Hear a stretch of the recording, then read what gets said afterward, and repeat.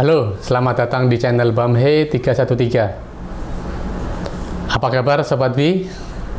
Semoga dalam keadaan sehat. Itu ya.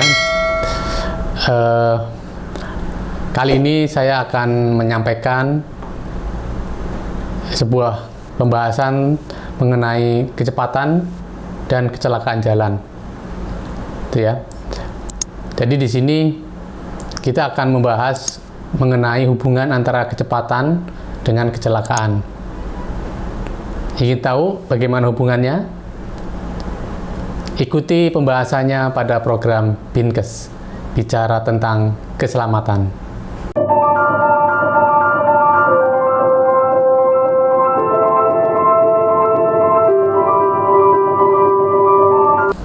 Sobat Bi, kecepatan merupakan salah satu komponen atau faktor yang berpengaruh pada kecelakaan dan keparahan korban. Walaupun hubungan antara kecepatan dan kecelakaan, ada sebagian ahli itu mengatakan bahwa hubungan antara kecepatan dan kecelakaan itu adalah hubungan yang complicated, yang kompleks. Atau kalau boleh saya katakan bahwa sebenarnya kecepatan itu tidak berdampak langsung pada kecelakaan, namun ada faktor yang tersembunyi di dalam kecepatan itu sendiri. Kalau seandainya kecepatan menyebabkan kecelakaan, maka pertanyaannya adalah kecepatan berapa yang menimbulkan kecelakaan? Kenyataannya pada kecepatan yang sama, bahkan di lokasi yang sama, mungkin salah satu ada kecelakaan, mungkin di yang lain tidak kecelakaan. Nah, berarti bukan kecepatan yang bermasalah, Jadi ada faktor-faktor yang lain. Nah, kalau kita lihat, hubungan antara kecepatan, dengan kecelakaan itu memang ada, tapi tidak sekuat hubungan antara kecepatan dengan keparahan korban atau tingkat fatality. Nah, dan perlu Sobat Bi ketahui bahwa antara kecelakaan dengan tingkat keparahan itu satu paket di dalam kejadian real di lapangan. Jadi seharusnya nanti pembahasan antara kecelakaan dan keparahan itu akan berdampingan, tidak bisa dipisahkan. Namun dalam video ini saya hanya akan membahas hubungan antara kecepatan dengan kecelakaan saja. Nanti di video yang akan datang, saya akan membahas mengenai hubungan kecepatan dengan keparahan. Nah,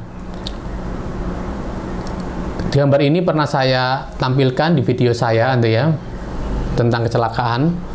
Jadi di sini intinya bahwa semakin tinggi kecepatan, maka akan menambah deltanya atau yang warna merah. Makin tinggi kecepatan, maka makin besar juga yang berwarna merah itu. Nah, hal ini berarti bahwa semakin tinggi kecepatan, maka akan meningkatkan risiko. Risiko tingkat akan terjadinya kecelakaan. Nah, risiko itu muncul dari mana saja? Bisa muncul dari jalan yang dilalui, atau lingkungan yang dilalui, atau kendaraan yang digunakan, atau pada manusianya itu sendiri. Berarti kalau semakin tinggi kecepatan, maka perlu manusia misalkan perlu keahlian lebih tinggi daripada yang kecepatan lebih rendah, dan seterusnya.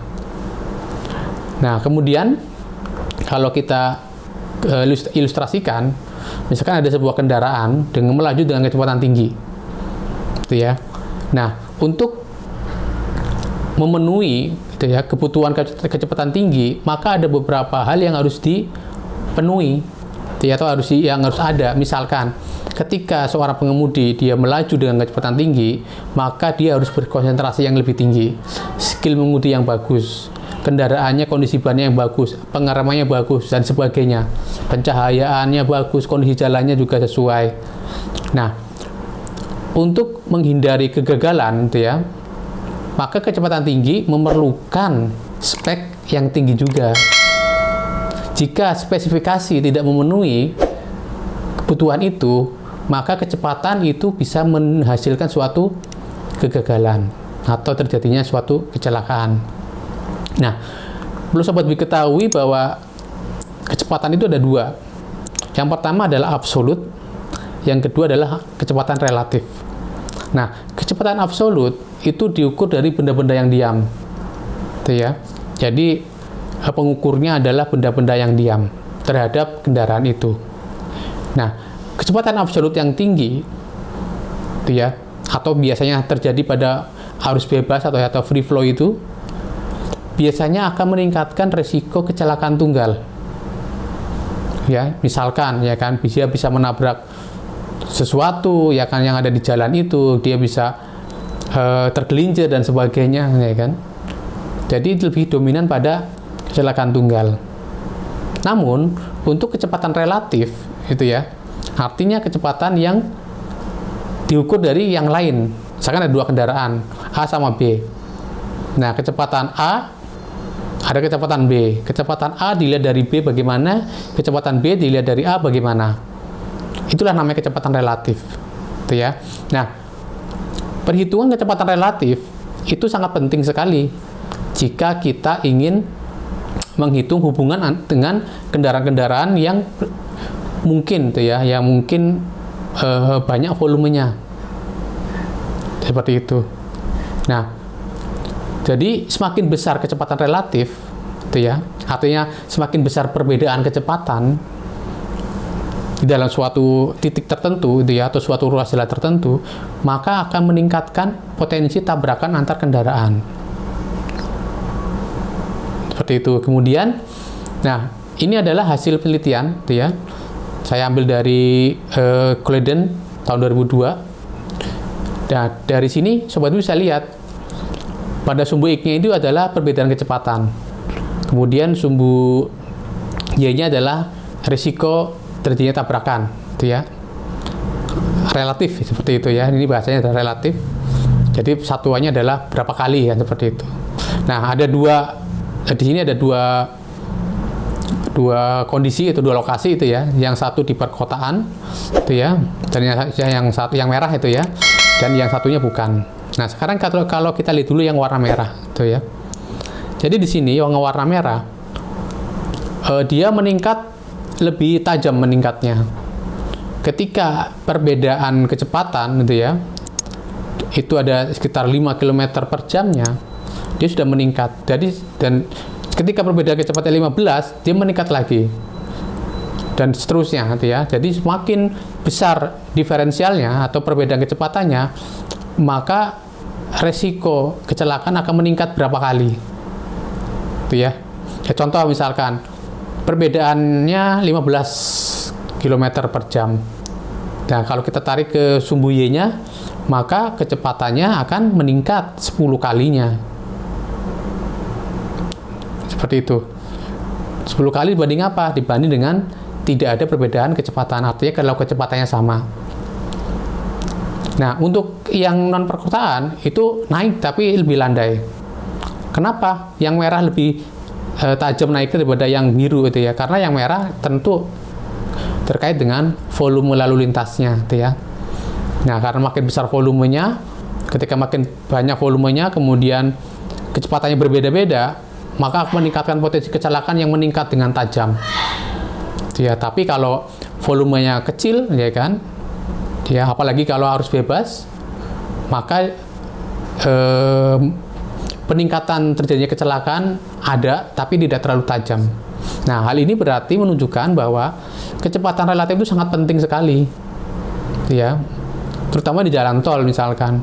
Ada yang kendaraan yang kecepatannya sangat tinggi, ada kendaraan yang kecepatannya sangat rendah. Itu meningkatkan terjadinya kecelakaan, terutama kecelakaan tabrakan itu ya, antar kendaraan. Nah, semakin besar perbedaan kecepatan, maka akan meningkatkan risiko kecelakaan. Nah, dari sini dapat kita ambil kesimpulan gitu ya, bahwa kecepatan berhubungan dengan kecelakaan, walaupun masih hubungannya kompleks gitu ya, artinya tidak sesederhana yang sobat kira ya. Bahkan ada sebagian ahli yang mengatakan bahwa sebenarnya kecepatan tidak berhubungan langsung dengan kecelakaan. Jadi ada faktor yang tersembunyi di dalamnya. Kemudian kedua, bahwa kecepatan absolut itu ya, jadi yang saya sampaikan itu berpengaruh pada kejadian kecelakaan tunggal yang meningkat, gitu ya, memang meningkat seperti itu ya kan, tapi tidak tidak sedahsyat ketika terjadinya perubahan kecepatan relatif. Yang kedua, kecepatan relatif antar kendaraan berpengaruh pada tabrakan antar kendaraan dengan peningkatan yang tadi ya semakin besar tergantung pada volume yang ada di lokasi itu.